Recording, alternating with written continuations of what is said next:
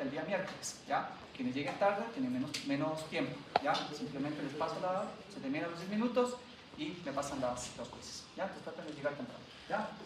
Eso. Entonces una vez que termine esto de aquí hablamos de los grupos, ¿ya?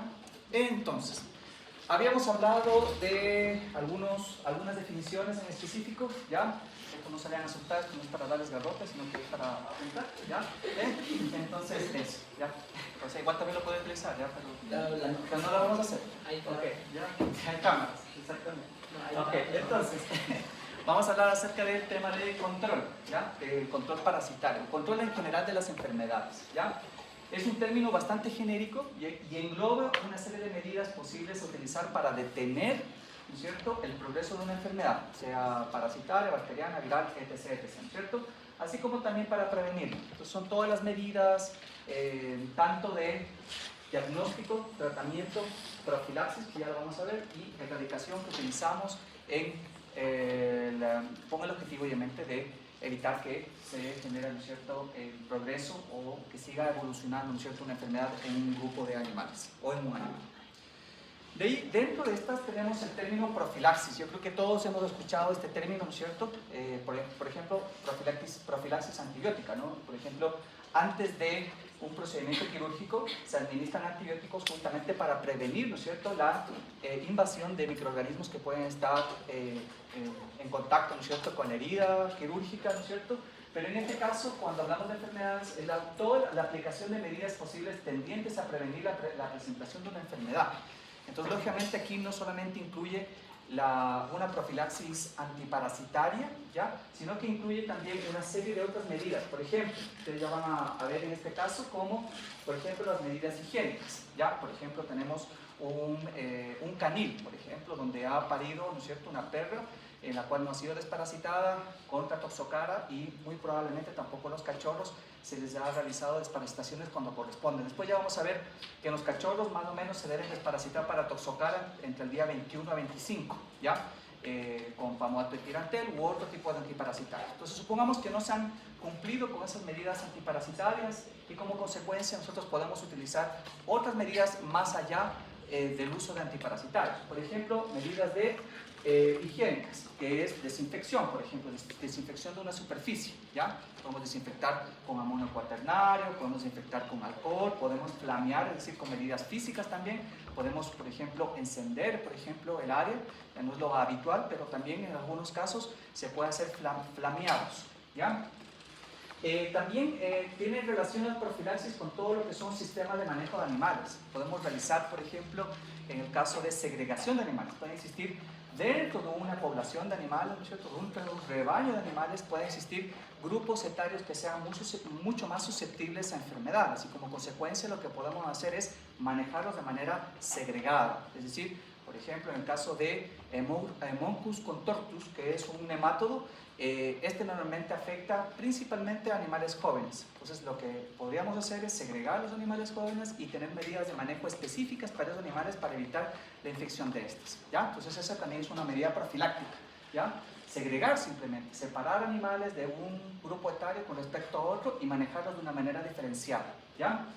De igual manera también podemos realizar las clásicas, ¿no es cierto?, en el caso de herbívoros y realizar manejo de superficies de pastoreo, por ejemplo, ¿ya? Entonces, no sé si han visto en nutrición, obviamente la pradera tiene que tener un cierto alto para poder ingresar los animales y nosotros podemos realizar un manejo, digamos, de corte diferenciado. Por ejemplo, si deseamos que los bovinos, por ejemplo, si ingresan a una pradera de 25 centímetros, realicen, ¿no es cierto?, un corte hasta los 12 centímetros, 10 centímetros o mucho más bajo, ¿no? Entonces, dependiendo de qué tan esta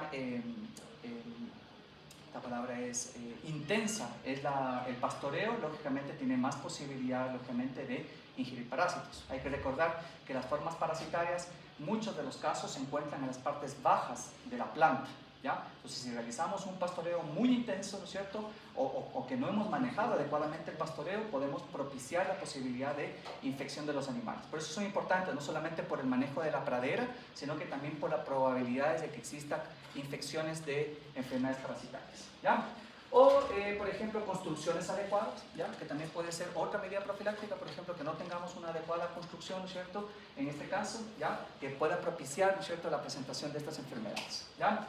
O educación del personal encargado, etcétera, etcétera. Entonces, a eso se refiere como profilaxis, para que tengan en consideración que no solamente la profilaxis con el uso de un antiparasitario corresponde, ¿ya?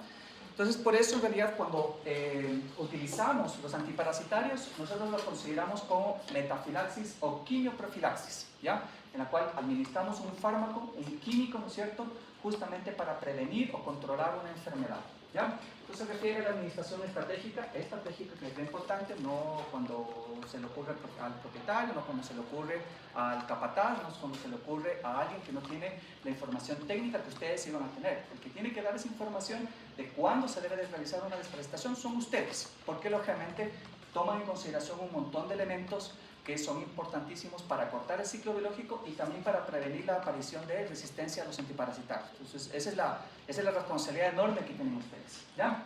Entonces, obviamente aquí habla que la idea es administrarlo de manera estratégica con el objetivo de evitar o disminuir contaminaciones exitosas. ¿Se acuerdan que la contaminación exitosa es cuando, ¿no es cierto?, las formas, como por ejemplo huevos o larvas, contaminan superficie, ¿no es cierto?, como praderas o lugar, ¿no es cierto?, en lo cual se puede cerrar el ciclo. Entonces, la idea es básicamente evitar esta contaminación exitosa y como consecuencia disminuir las probabilidades de infección de los mismos animales u otros animales, sea de la misma especie o de otras especies cuando obviamente son infecciones que no son específicas, ¿ya? Ya, aquí tenemos un elemento también tremendamente importante. Seguramente ustedes recién van a tomar ahora inmunología, pero es importantísimo también considerar que las respuestas inmunológicas que se generan a partir de del contacto de los parásitos con el hospedador son bastante ineficientes. No existe el sistema inmune no monta una respuesta inmune tan robusta como lo que sí ocurre, por ejemplo, cuando los animales toman contacto con un virus, una bacteria, ¿ya? Es decir, los antígenos permiten que sean procesados por el sistema inmune y posteriormente se genera, ¿no es cierto?, una respuesta inmune celular y humoral, ¿ya? Es decir, por anticuerpos y por células. En el caso de los parásitos, realmente los parásitos han evolucionado durante miles, millones de años junto con los animales y eso ha generado que ellos utilicen mecanismos de escapatoria o mecanismos de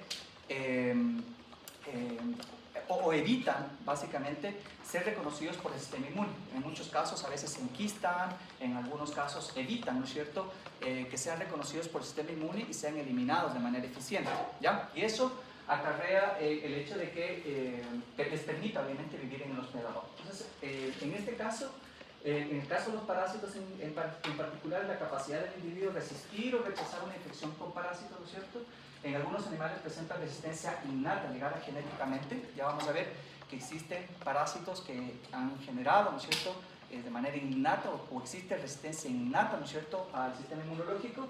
Y obviamente también los animales, existen razas de animales que han generado también resistencia innata, por ejemplo, a la presentación de algunos parásitos. Un ejemplo súper bonito es con respecto a la babesiosis, ¿ya? La Babesia bovis, ¿ya?, que es un protozoario, es un hemoparásito que está, digamos que invade este tejido. En el caso de todo lo que son Bos indicus, es decir, Brahman, Cebú y todas estas razas cebuinas, ¿no es cierto?, innatamente son razas que en general son mucho más resistentes a la infección de Babesia que con respecto al caso de Bos taurus, que son, por ejemplo, ¿cómo? Holstein, Brunswick, etc., etc. Entonces, también en el caso de los animales, también existen estas modificaciones, ¿no es cierto?, esas adaptaciones que sufren los animales frente a la exposición constante de estos parásitos, es de lado y lado, ¿ya? Ahora, normalmente no existen, digamos, presencia de inmunidad tan eficiente de parte del hospedador frente al parásito. Por eso en realidad el sistema inmune no elimina las infecciones parasitarias, sino que deben ser manejadas de manera constante. Obviamente esto de aquí, lo que ocurre es que la evolución generó que los animales, lógicamente, en sistemas extensivos, antiguamente obviamente los animales han sido domesticados en los últimos miles de años, pero estas asociaciones son mucho más antiguas, son de miles o inclusive de millones de años, ¿no? En los cuales los animales se mantenían gregarios, ¿no es cierto? Se movían por varios lugares y eso hacía que la posibilidad que exista una infección constante de parásitos era poco probable. Entonces permitía mantener cargas parasitarias bastante bajas, a diferencia de lo que sucede en la actualidad. ¿Qué hemos hecho con los animales? Los hemos estabulado, los hemos llevado a sistemas, ¿no es cierto?, artificial, ¿no es cierto?, de consumo de pastos, etc., lo cual hace y expone de manera mucho más intensa a los parásitos. Y eso quiebra esta relación entre el parásito y el animal, y el hospedador básicamente. Y eso es la razón por la cual cuando existen susceptibilidades, por ejemplo, de parte del animal, hay una baja del sistema inmune, o hay una alta carga parasitaria en el ambiente, una contaminación muy alta, da la probabilidad de que se presenten enfermedades parasitarias, y particularmente en animales de producción, ¿ya? Que es la que realmente nos interesa desde el punto de vista, digamos, veterinario, porque genera pérdidas económicas importantes, ¿ya? Entonces ese era un poco el tema de resistencia inmunitaria, ¿ya? Y bueno, obviamente el tema de resistencia es un fenómeno, ¿ya? Es un fenómeno, la resistencia antiparasitaria es un fenómeno natural que ocurre cuando los parásitos son expuestos a constantes concentraciones de un antiparasitario. Entonces, ¿qué es lo que ocurre? Simplemente se seleccionan aquellos parásitos que de manera innata, ¿no es cierto?, puedan resistir a ese fármaco, a esa droga, ¿no? Entonces, la idea, lógicamente, es evitar subexposiciones o evitar exposiciones constantes de los parásitos para evitar, lógicamente, esta selección, que es algo natural que va a ocurrir, ¿ya? Entonces, la idea es tratar de atrasar este proceso de selección, ¿ya? Bueno, eso está ahí, eso lo voy a pasar. Entonces, aquí tenemos lo que se denomina, ¿no es cierto?, la resistencia a los antiparasitarios, que es un fenómeno que lo vemos cada vez mucho más frecuente en los distintos tipos de parásitos. Algunos parásitos tienen una capacidad de generar resistencia y de transmitir esa resistencia a su progenie de manera mucho más eficiente con respecto a otros tipos de parásitos. Ya después eso lo vamos a hablar en particular, pero por ejemplo los nemátodos. Los nemátodos, los insectos, los artrópodos, al tener reproducción sexual, lógicamente, al existir uno de los dos, tanto macho o hembra, con presencia de genes de resistencia, lo puede transmitir lógicamente a su progenie, ¿no? A diferencia de lo que ocurre justamente con los parásitos que son, por ejemplo, hermafroditas, como lo que vamos a ver con el caso de fasciole hepática, que lógicamente es menos probable generar, digamos, esta transmisión, ¿no es cierto?, de resistencia a su progenie, ¿ya? Entonces esta es la resistencia a los antiparasitarios, una capacidad innata, ligada genéticamente, pues se transmitida a la progenie, que tienen algunos individuos de la población de parásitos. Es decir, no todos tienen estos genes de resistencia, sino que nosotros, al exponer los antiparasitarios, seleccionamos aquellos que tienen estos genes de resistencia y obviamente queda solamente la población resistente que permite transmitir genes de resistencia a la progenie, ¿ya? Entonces, eso. Y obviamente, frente a la exposición de un antiparasitario. Ok, entonces eso era lo que básicamente nos quedaba en la cola, ¿ya? Con respecto a definiciones. De todas maneras, ahí están las diapositivas para que las puedan estudiar, para que las puedan, digamos, interiorizar, porque van a ser, digamos, términos, definiciones que vamos a ocupar constantemente durante la asignatura. Entonces, por lo tanto, me pareció indicado hacer esta pequeña introducción, ¿ya? Ok.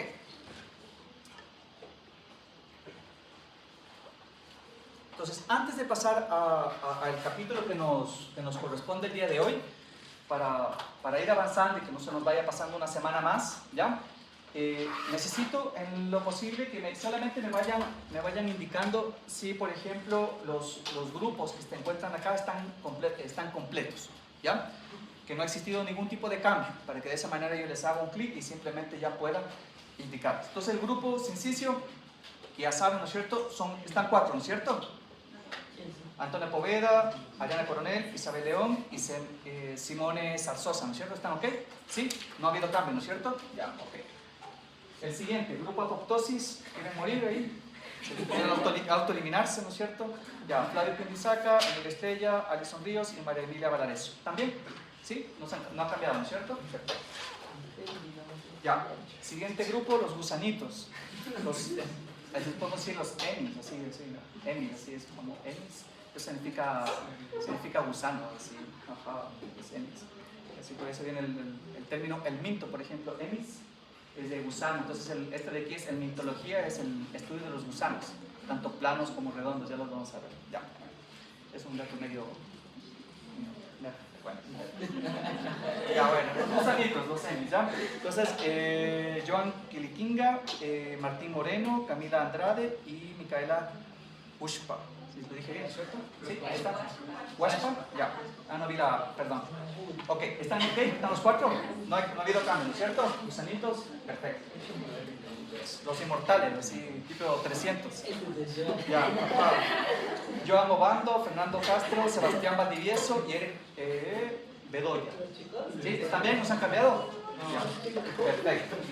Vamos a ver qué tan inmortales están para parasitología. Los garrapatas.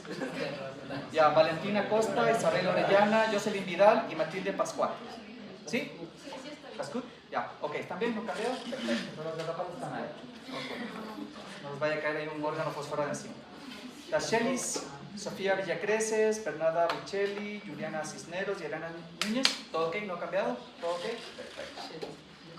Las parásitas, Nua, ¿no está Nua acá?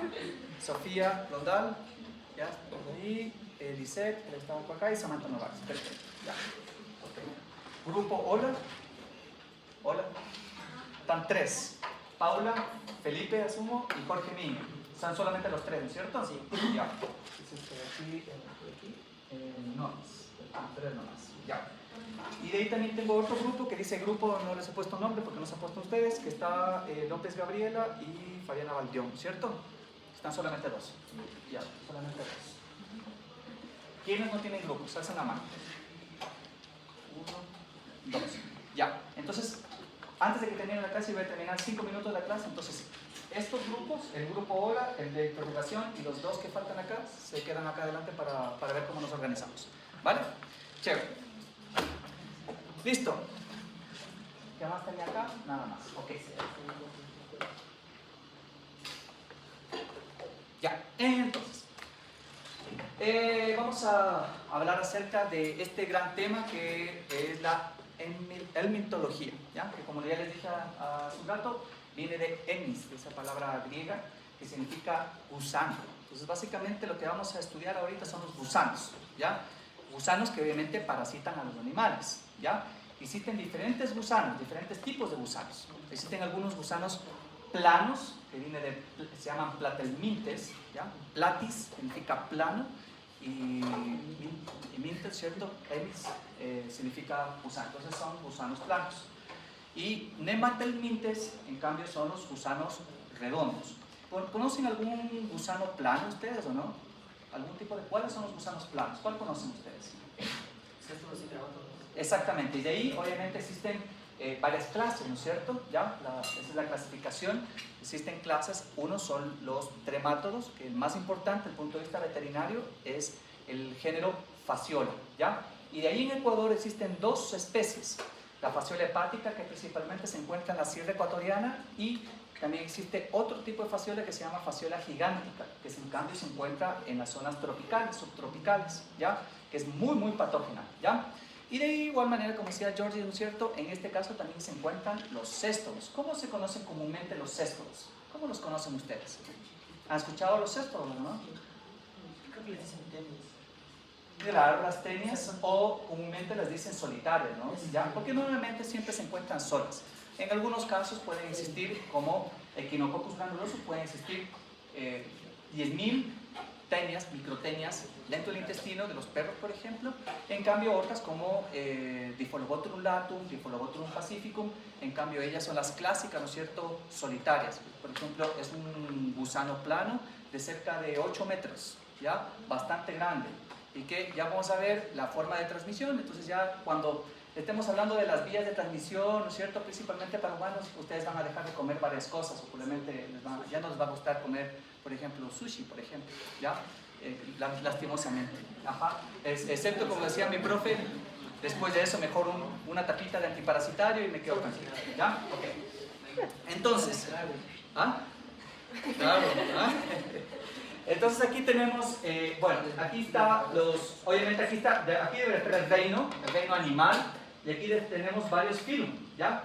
Desde el punto de vista veterinario hay 3 filum dentro de los helmintos, ¿cierto? Que son de interés, el platelmintos, dentro de los cuales se encuentra la clase tremátoda y la clase céstora, que es lo que estábamos hablando anteriormente.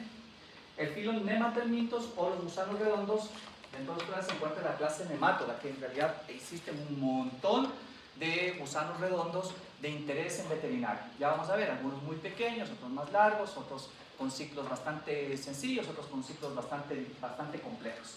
Y aquí tenemos otro filum que realmente no le vamos a dar mucho interés porque son principalmente parásitos de peces, ¿ya? Y realmente aquí nosotros, la acuicultura en Ecuador no está tan desarrollada, entonces realmente no le voy a dar mucha bola al filum Acanthocéphala, ¿ya? Son principalmente parásitos de agallas y ese tipo de cosas, ¿ya? Entonces vamos a hablar principalmente de los importantes, platelmintes y los nematelmintes, ¿ya? Entonces aquí tenemos al filum platelmintes, ¿ya? Entonces platis significa plano y emis, como les había dicho, gusanos. Estos son gusanos planos, ¿ya? Dentro de los gusanos planos, como ya vimos, tenemos los, por ejemplo, los tremátodos, que el día de hoy les he traído unos tremátodos aquí para que los puedan ver, ¿ya? Esta es unas fasciolas hepáticas, entonces voy a pasar para que vean a un platelminto, una fasciola, ¿ya? Para que se acostumbren. Sin embargo, como ven en estas muestras, existen diferentes tipos, ¿ya? Existen otros tipos de platelmintos, como los cestos, o por ejemplo, se encuentra el Furobotrium, se encuentra también Taenia solium, multiceps, Echinococcus granulosus y otros más. Algunos muy grandes, otros muy pequeños, otros más extraños y con diferentes características que ya vamos a hablar uno de cada uno, ¿ya? Entonces vamos a hablar en específico, dentro de platelmintos, vamos a hablar en específico, nos vamos a subdividir a la clase tremátoda, ¿ya? Entonces vamos a ver a los tremátodos. De los tremátodos, desde el punto de vista de interés veterinario, tenemos dos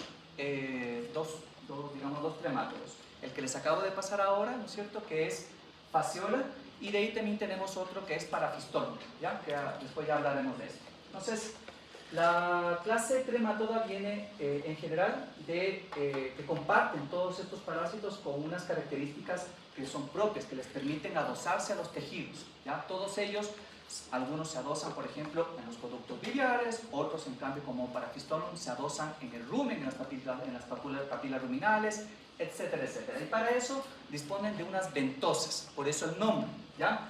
Tremos significa orificios, ¿ya? Tienen, en el caso de fasciola, tiene dos ventosas, dos orificios craneales que les permite, por una parte, alimentarse del tejido, ¿ya? Y por otra parte, otra ventosa que les permite adosarse, que les permite, digamos, pegarse, ¿no es cierto?, a alguna superficie del hospedador, ¿ya? Y eidos, que es también griego, que significa aspecto. Entonces, aspecto ventoso, aspecto de, digamos, de orificio que tiene, ¿no es cierto?, en una parte de su cuerpo, ¿ya? Entonces, dentro de la clase tremátoda, ¿ya?, este tipo de parásitos, existen dos tipos de subclases, ¿ya? A uno realmente no le vamos a parar bola, de igual manera, porque parasitan a peces, reptiles y otros más, entonces realmente nos alegraríamos un montón. Si a alguno de ustedes les interesa, pueden leerlos, y es en el caso de la subclase monogenea. Mono significa uno, genei, engendrar, es decir, es un ciclo directo, utilizan un solo hospedador, ¿ya? Son normalmente ectoparásitos que parasitan agallas, la piel de reptiles, ese tipo de cosas, ¿no es cierto? Y que son casi como parecido a lo que nosotros conocemos a las sanguijuelas, por ejemplo, ¿ya? Se adosan a una superficie y posteriormente comienzan a succionar sangre, comienzan a succionar, ¿no es cierto?, comienzan a consumir parte de la piel o de las branquias en alguna parte, ¿ya? Entonces realmente no le vamos a dar mucha bola a este tipo, sino que nos vamos a ir directamente a la subclase digenea, ¿ya? Di, de dos, genei, de engendrar, significa que hay dos hospedadores en este caso. Ya vamos a ver el ciclo. Entonces, en este caso, la subclase digenea, donde se encuentra fasciola, en este caso utiliza dos hospedadores, un hospedador definitivo y un hospedador intermediario, ¿ya? ¿Qué dijimos de los hospedadores definitivos? ¿Cuál era la característica principal del hospedador definitivo? ¿Qué tenía que ocurrir de parte del parásito para que se clasifique como hospedador definitivo? Sexualmente, es decir, la fasciola en este caso, o parafistolum, se va a reproducir de manera sexual, ¿ya? Va a entrar en un proceso de reproducción sexual, ¿ya? Va a producir huevos o va a producir algún tipo de elemento para... y en el caso de los intermediarios, ¿qué es lo que ocurría? Ocurrían, ¿no es cierto?, reproducciones asexuales o cumplían partes de su desarrollo parasitario, ¿ya? Eso es importante, principalmente el desarrollo parasitario, es decir, los intermediarios son utilizados para desarrollarse, cambiar de formas, madurar, ¿no es cierto?, para posteriormente formar las formas infectivas, ¿ya? La forma infectiva es la que va a infectar al hospedador definitivo, que es supremamente importante desde el punto de vista del ciclo, ¿ya? Entonces, esta subclase puede parasitar a aves y mamíferos, ¿ya? Como ya vimos, al ser la Digenea, tiene dos hospedadores, un definitivo y un intermediario.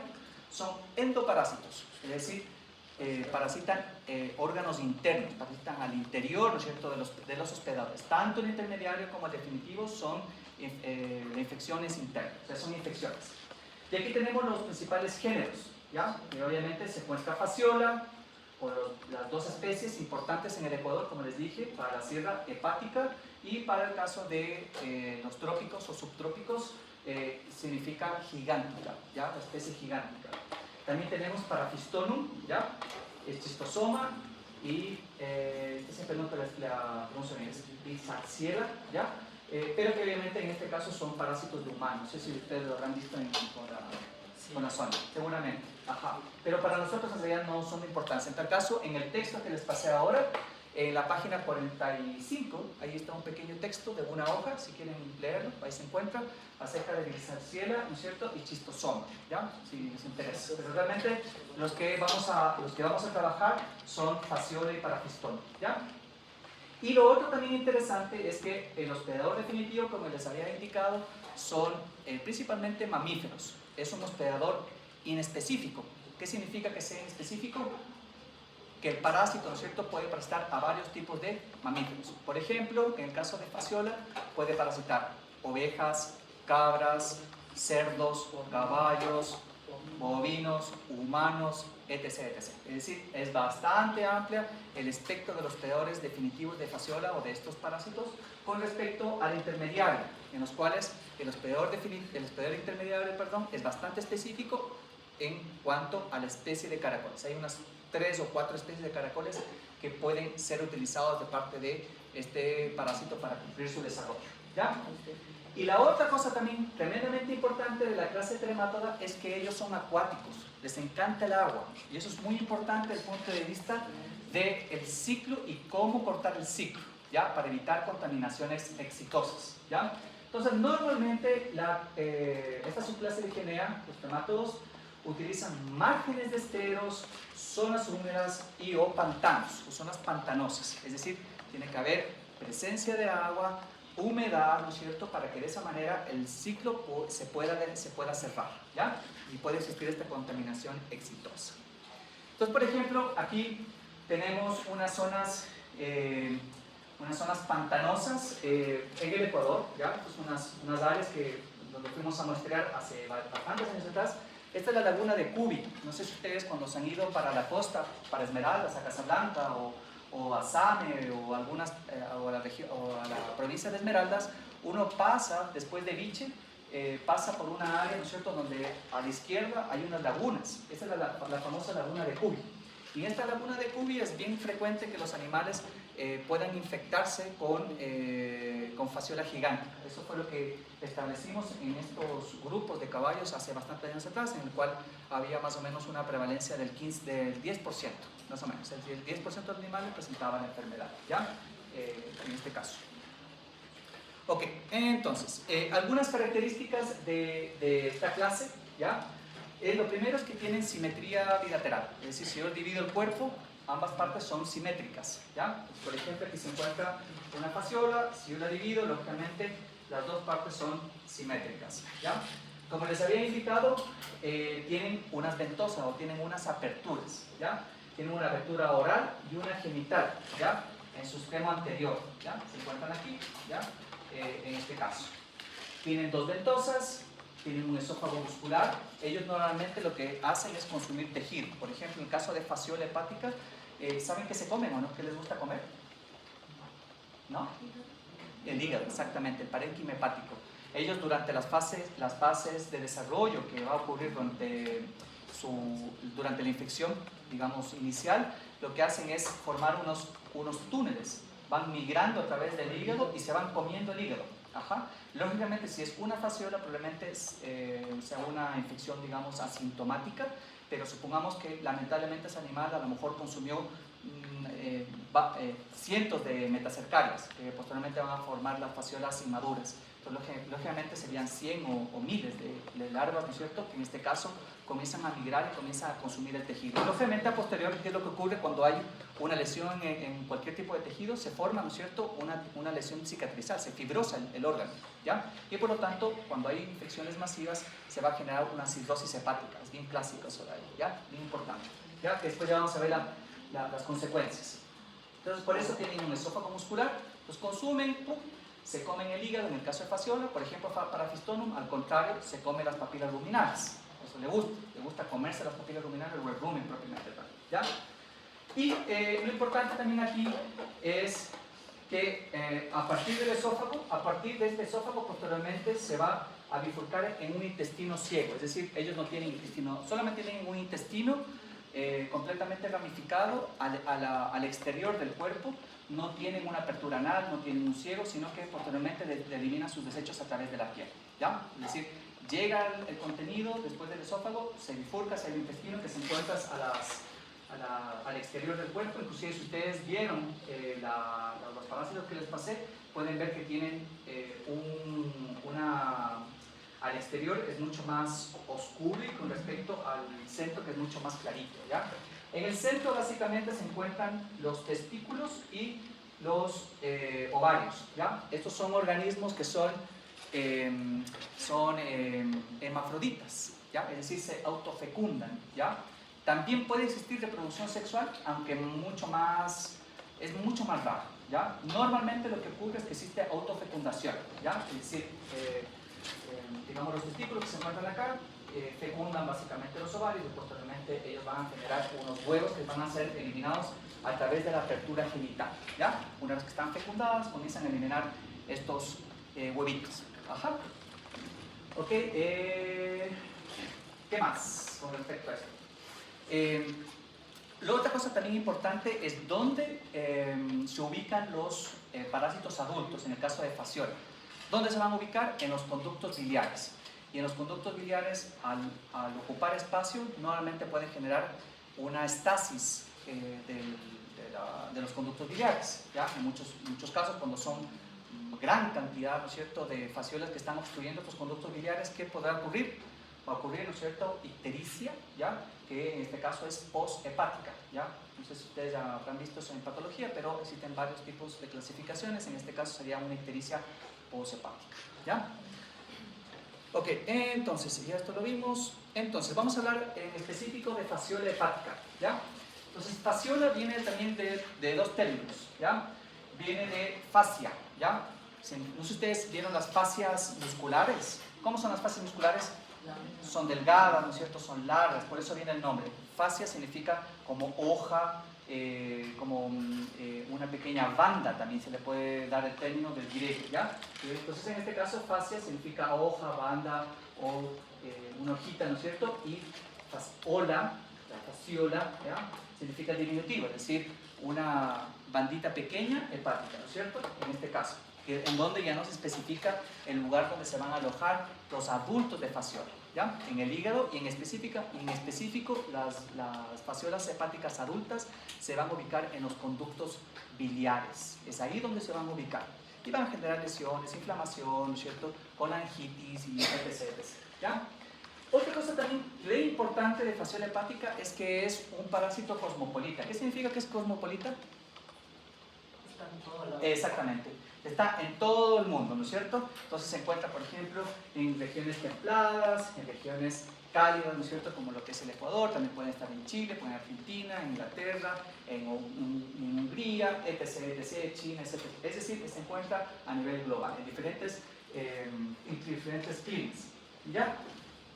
Ahora, en el caso de lo que les comentaba de fasciola hepática, es un parásito adulto poco específico, ¿ya? Es decir, puede de cualquier cualquier taxi, cualquier Uber le sirve, ¿ya? No es exclusivo, digamos, en este caso, ¿ya? Significa que se puede subir a cualquier bus y cualquiera de estos le sirve, ¿ya? Entonces puede parasitar bovinos, caprinos, cerdos, camellos, caballos, cerdos, humanos. Ahora, la gran diferencia con respecto a estas especies es que cada una de ellas tiene diferente tamaño de hígados. Por ejemplo, ¿el tamaño de un hígado bovino es igual que la del tamaño de un equino?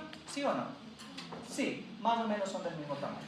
Pero si yo los comparo con respecto al tamaño de un ovino, ¿el tamaño del hígado de un ovino de cuánto es más o menos? ¿De qué tamaño será? ¿Cuánto creen? En peso, por ejemplo.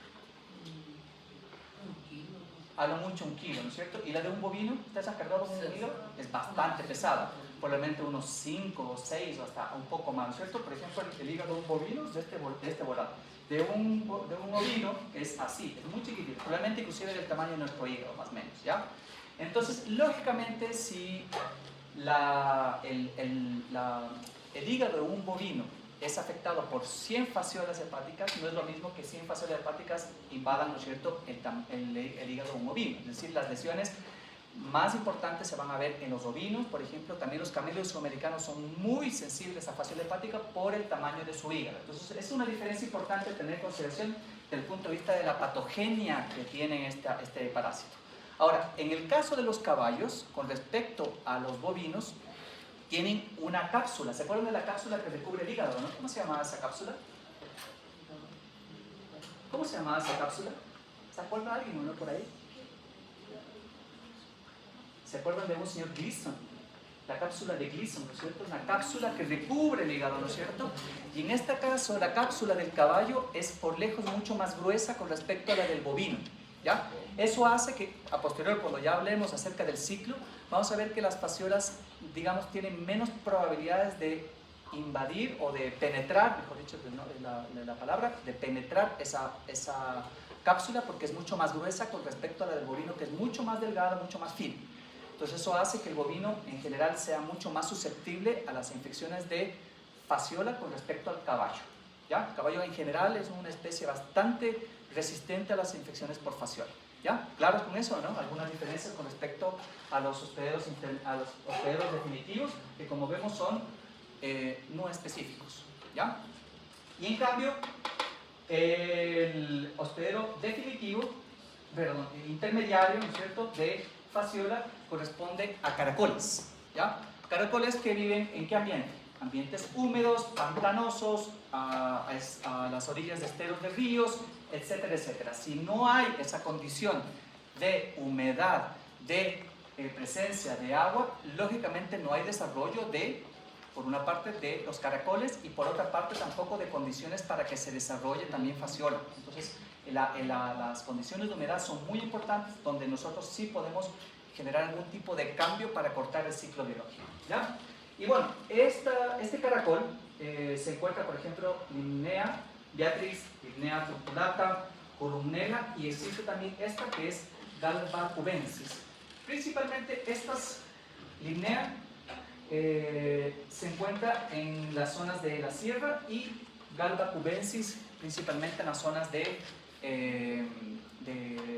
trópicos, subtrópicos, por cerca, ¿ya? Pues aquí se encuentran los caracoles. Estos caracoles son específicos, no pueden, la fasciola no puede infectar a otro tipo de caracoles, ¿ya? En ningún caso, no los puede infectar, solamente a ellos, ¿ya? Entonces, por lo tanto, también aquí existe una debilidad de parte de la fasciola para cortar el ciclo. Si es que nosotros controlamos estos caracoles, lógicamente cortamos el ciclo y como consecuencia hay posibilidades de interrumpir las infecciones de los hospederos definitivos, ¿ya? Ahora, el control de caracoles es bastante difícil y acarrea un sinnúmero de situaciones ambientales y también tóxicos para otros animales, que ya vamos a ver a posterior, ¿ya?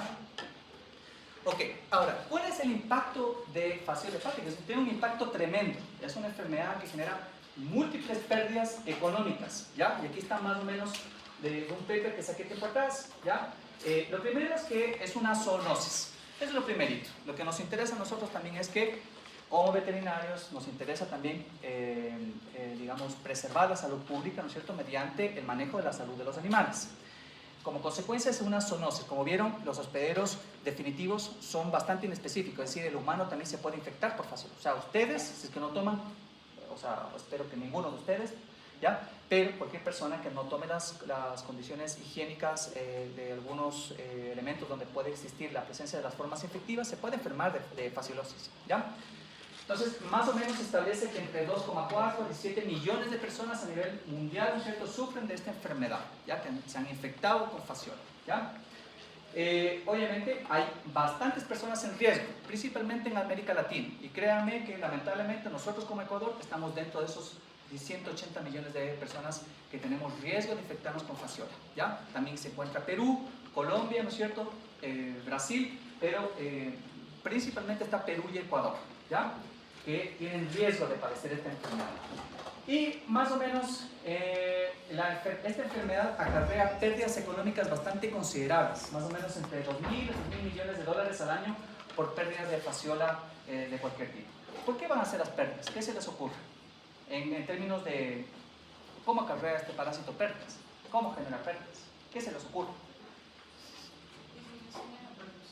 Perfecto. Uno, disminución de producción. Los animales no engordan. Por ejemplo, si tengo animales de engorde, lógicamente no tienen las tasas de crecimiento, las tasas de ganancia de peso similares a animales que no tienen fasciola, porque lógicamente el órgano, el hígado, está encargado del metabolismo de un sinnúmero de componentes, forma proteína, forma glucosa, es decir, disminuye la tasa de crecimiento. ¿Qué más?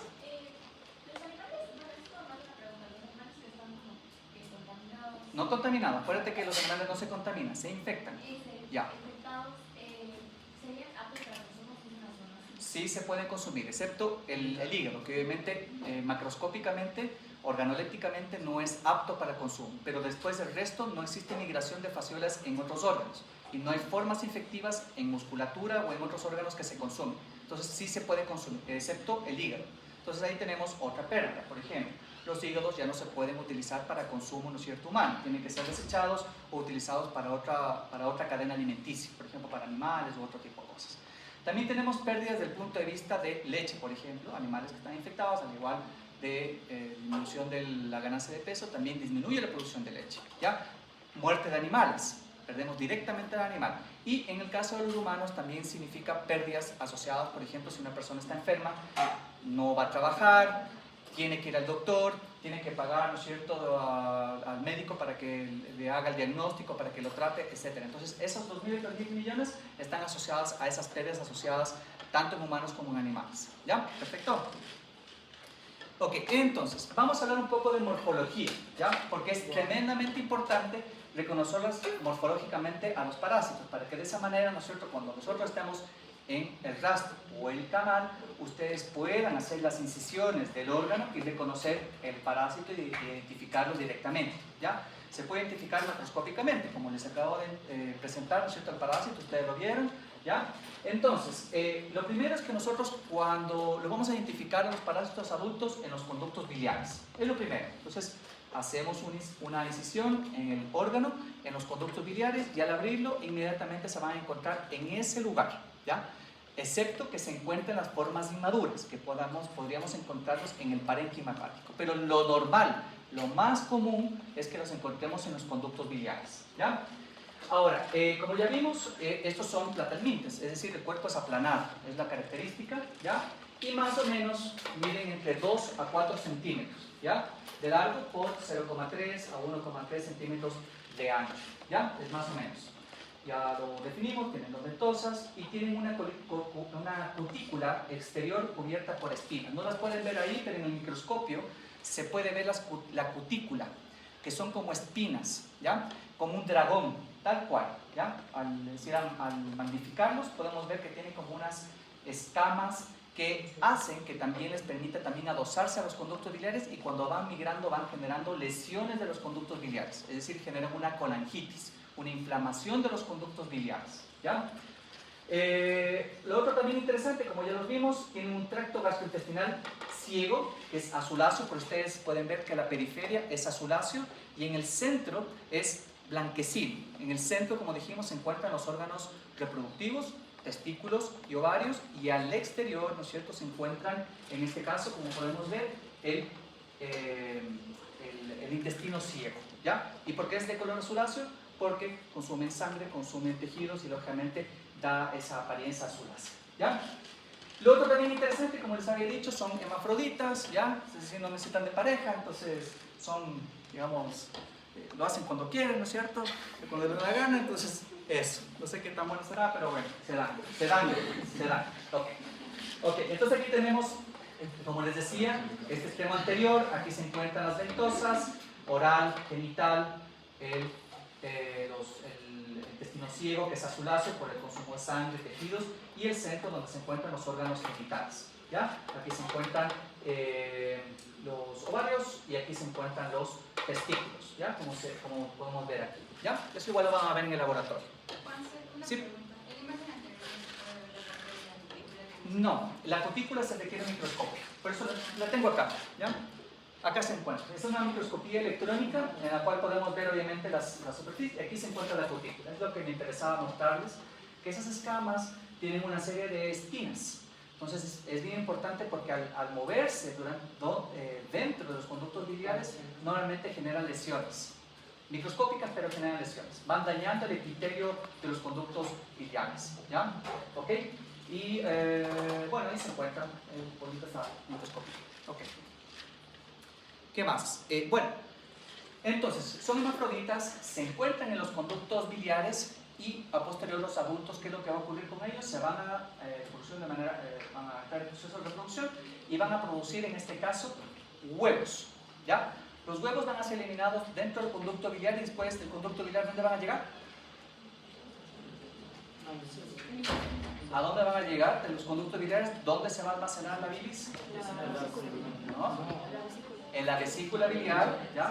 Se encuentra la vesícula biliar y posteriormente, cuando el animal consume alimento que requiera absorción de lípidos, posteriormente se libera, ¿no es cierto?, una hormona, que es la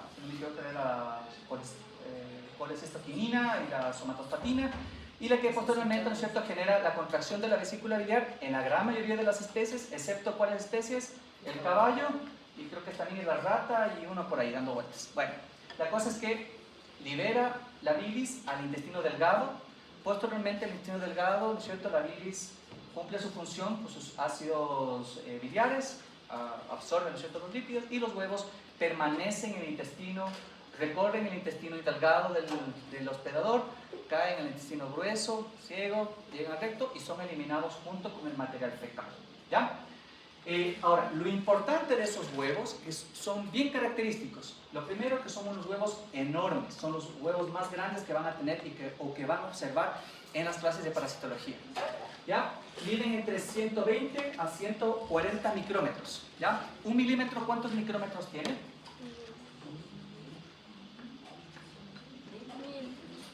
¿Cuántos micrómetros tiene un milímetro?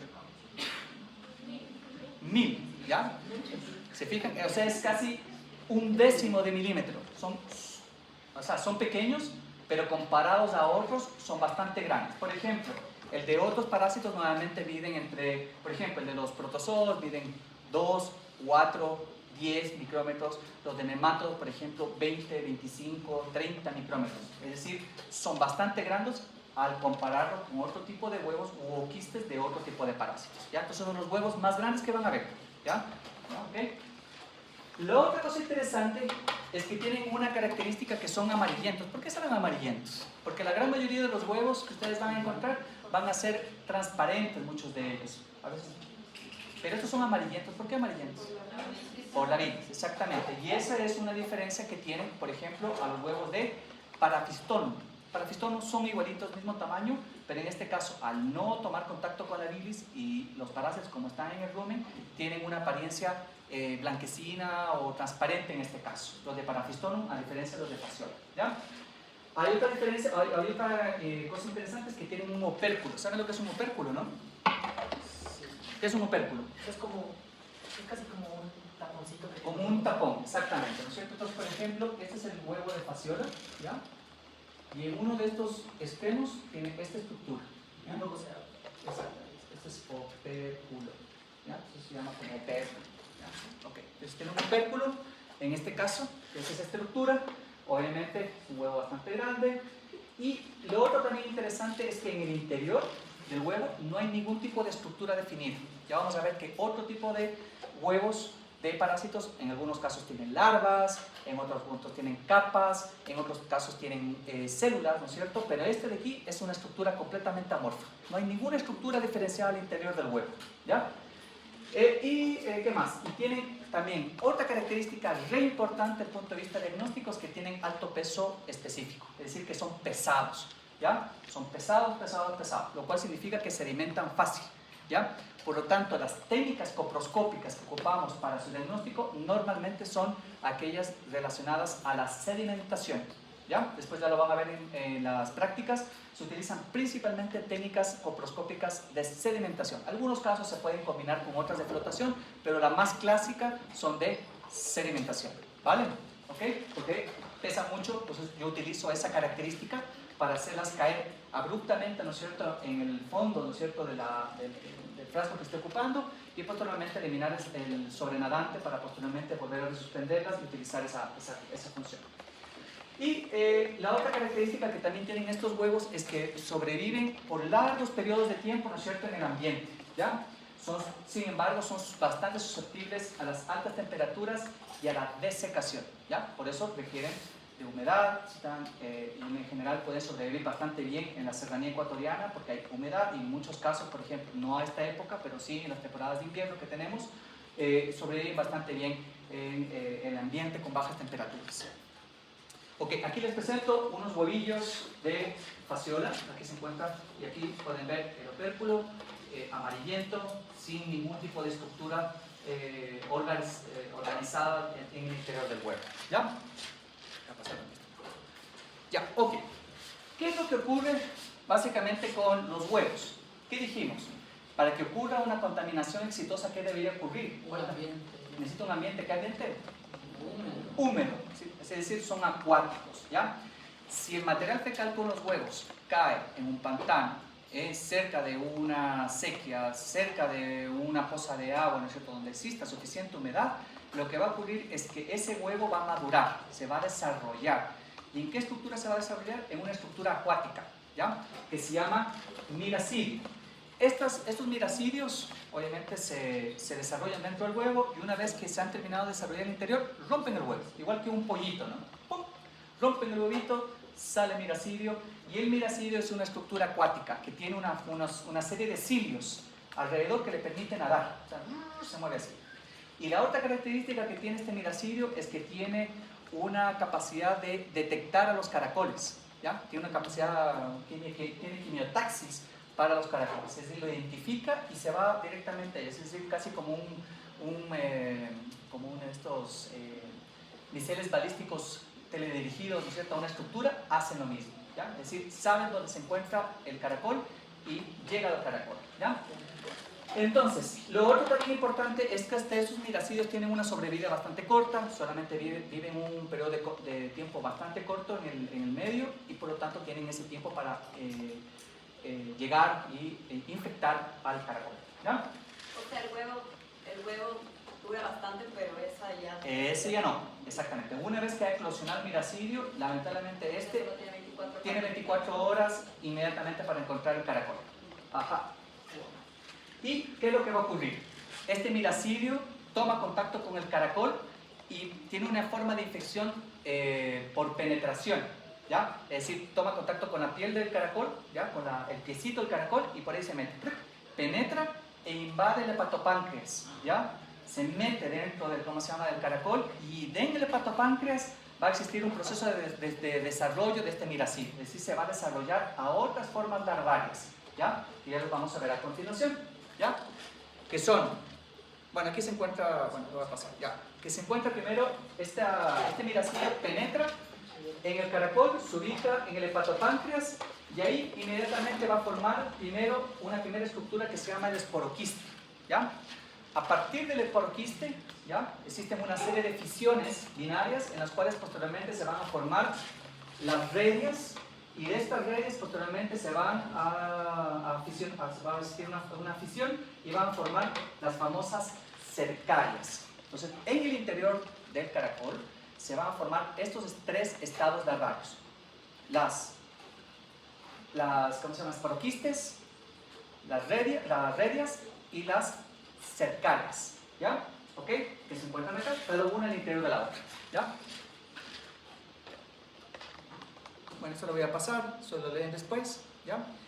¿Y qué va a pasar? Una vez que se forman estas redias, ¿ya?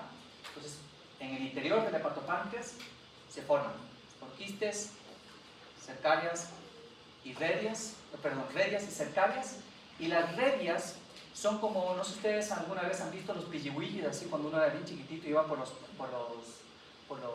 digamos, ¿cómo se llama esto de acá? Como de los charquitos donde depositaban huevos las ranitas, y ahí se formaban unos renacuajos. Eso se llama pilliwillo, no es un término dicho, qué sé yo, pero se forman unos renacuajos. Las cercarias son como unos renacuajos, es decir, una vez que se han formado los renacuajos, el interior del caracol, estos de aquí, ¡pum!, salen, penetran el hepatopáncreas y salen por la piel del caracol. Y viajan, ¿no es cierto?, van reptando, van buscando un material vegetal, y cuando llegan al material vegetal, inmediatamente pierden la cola y se enquistan en el material vegetal, ¿ya? Que puede ser la pradera, pueden ser, por ejemplo, las plantas acuáticas, alfalfa, vegetales de otro tipo, ¿no es cierto?, o el agua, ¿ya? Y se quedan ahí, ¿ya?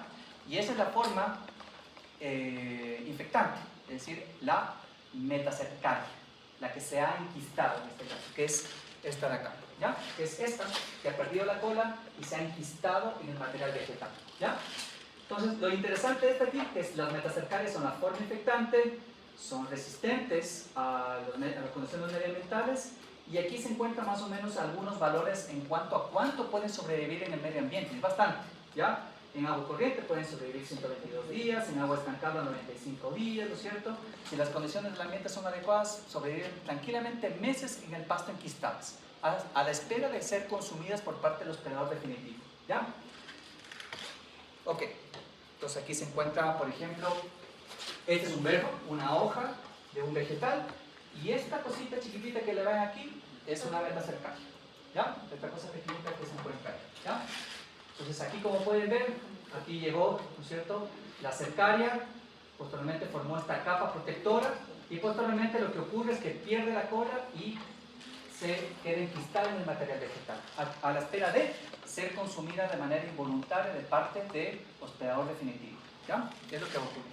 ¿Y cómo se podría como que desinfectar las hojas? O sea, en el caso de los humanos, por eso se tienen que lavar los vegetales y obviamente saber la procedencia de los vegetales. Hay algunos vegetales que son más propensos, lógicamente, a la presentación de estas metacercarias en los vegetales que otras, ¿ya? Entonces, por ejemplo, si yo estoy regando la huerta con agua contaminada, con material fecal de los bovinos, ¿qué puede suceder? Que esté contaminando, digamos, que todo el alimento esté contaminado con metacercarias en este caso. Entonces también la fuente de agua que estoy proporcionando para la huerta, pero en general la idea sería lavar adecuadamente las verduras, ¿no es cierto?, las verduras con agua, cloro, qué sé yo, para que de esa manera tratar de eliminar lo posible eso, ¿ya? Y bueno, una vez que estas metacercarias son consumidas por parte del hospedador definitivo, ¿qué es lo que va a ocurrir?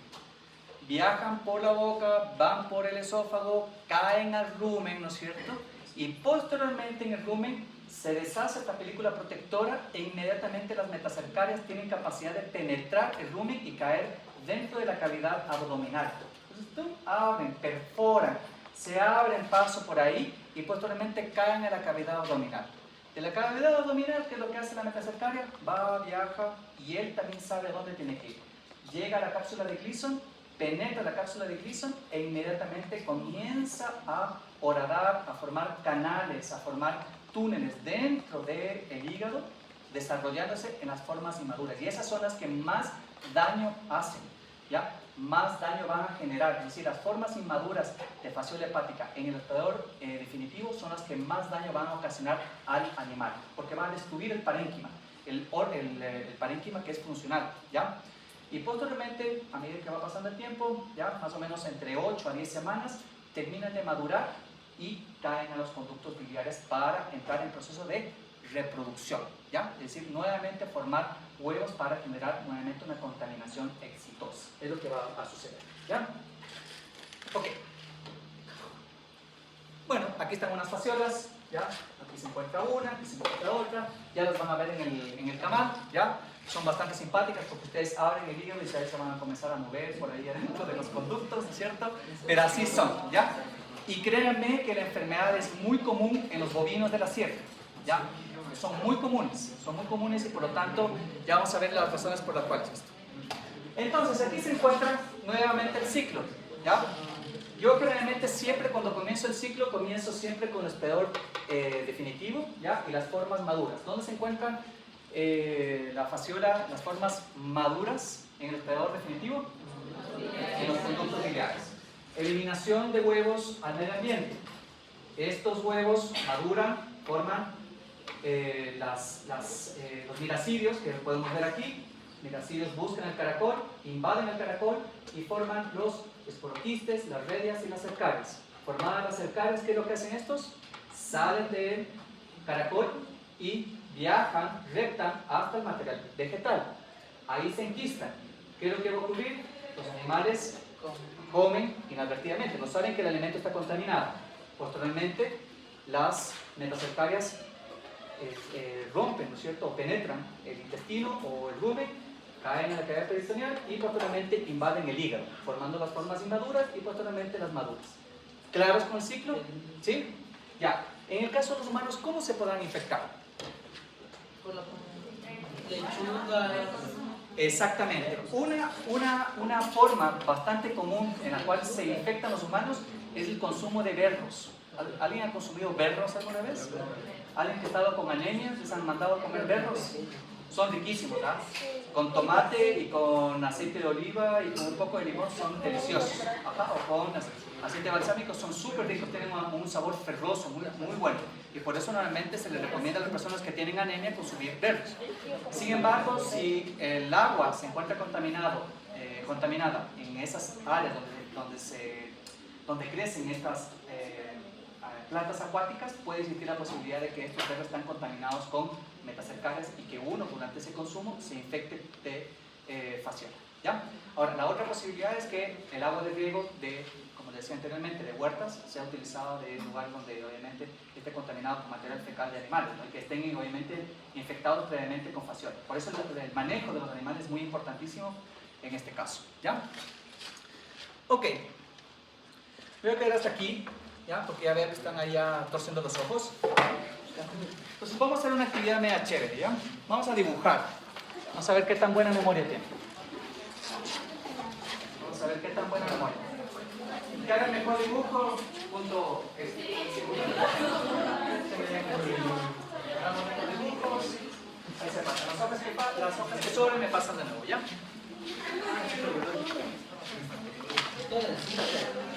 Todo. Lo que vimos aquí. Por los nombres, ya vimos que tiene nombres. ¿Tiene nombres? Sí,